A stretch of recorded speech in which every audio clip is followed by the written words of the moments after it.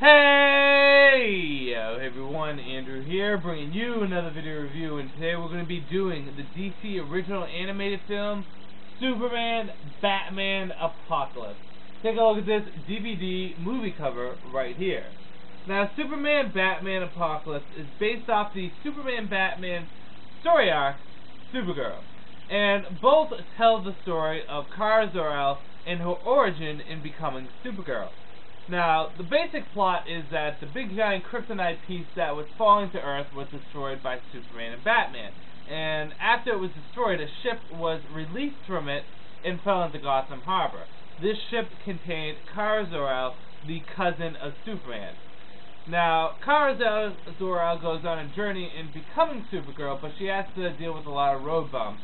Batman not trusting her, the Amazons wanted to take her for her own, Darkseid wanted to steal her and make her the captain of his Furies.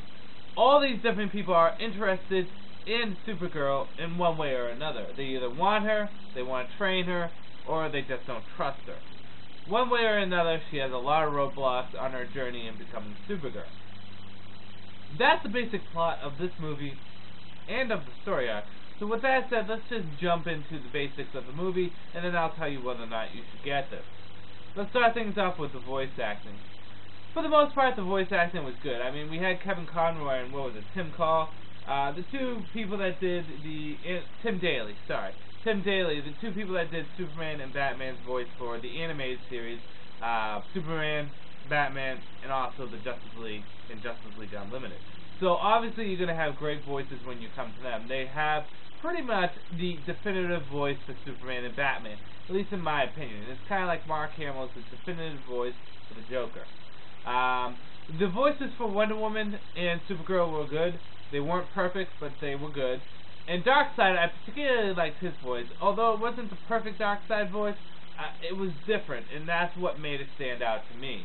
The only voice that really I didn't care for was Big Bardas.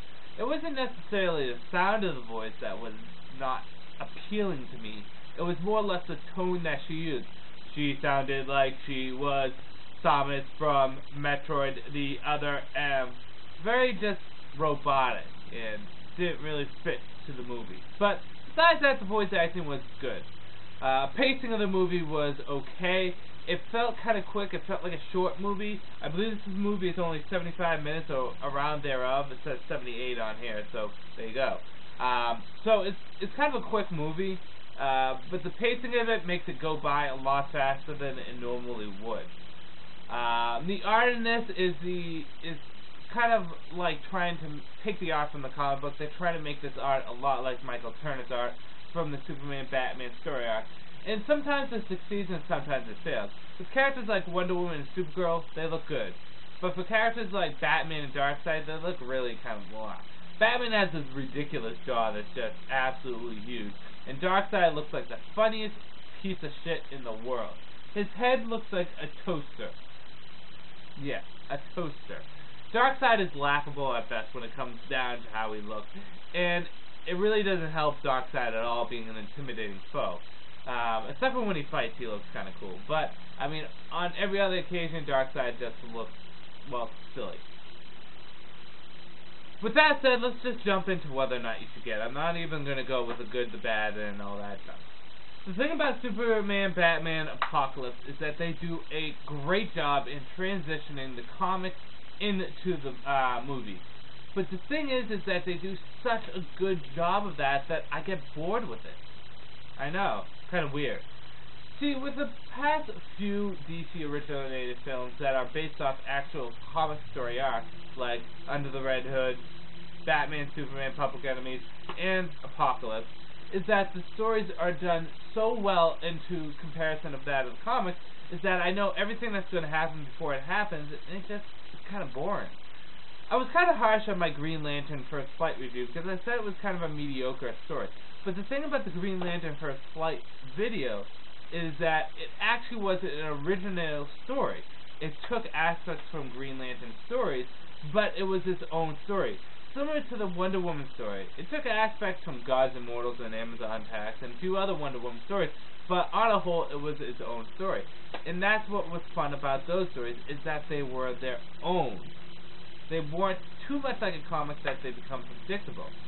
Superman, Batman, Apocalypse is like that. It's just so much like the comic, it's predictable, and it's kind of boring.